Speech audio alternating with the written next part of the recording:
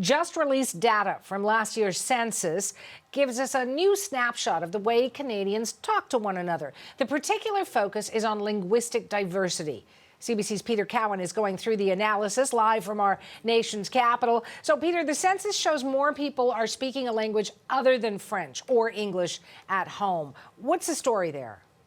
So, Hannah, we're actually seeing record high levels when it comes to that. And in fact, when we take a look into some of those numbers that Statistics Canada just released not too long ago, 9 million people speak a language other than French or English at home.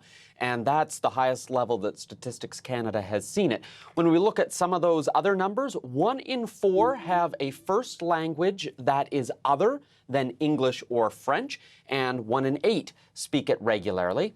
So if people are speaking other languages, well, which languages are they speaking? The most common after French and English, Mandarin and Punjabi.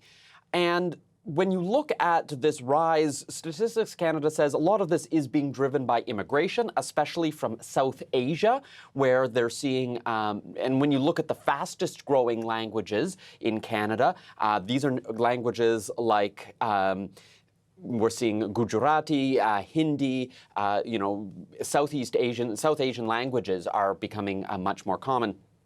But when you look at the other trend in Canada is Statistics Canada was talking today about bilingualism, and they're saying a lot more people are bilingual, but not necessarily in the traditional they speak French and English way.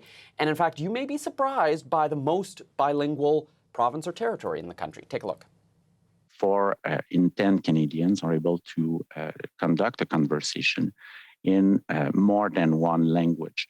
So it's not only bilingualism, French-English, in all types, it's all types of bilingualism, and people also can talk 3 or 4 more languages. And we see differences by region. We see a high proportion, as I was mentioning, in Nunavut, where about 2/3 of the population is bilingual, which is the highest among the provinces and the territories. So when you look at the foreign languages being spoken, not all of them are on the increase. Statistics Canada pointed out today that, for example, European languages are being spoken less frequently in people's homes. So that means less people are speaking Italian or Polish, for example, reflecting the changes in immigration. So, Hannah. And the data also reveals a shift regarding Canada's 2 official languages. What does it show, Peter? It's showing that the trend that we've seen over the last couple of decades is sort of continuing, which means the number of people speaking English in Canada has been increasing, and the number, or at least percentage of people speaking French has been decreasing. So right now that breakdown works out to, from English, it's 75.5% of people predominantly speak English. French, it's 21.4%.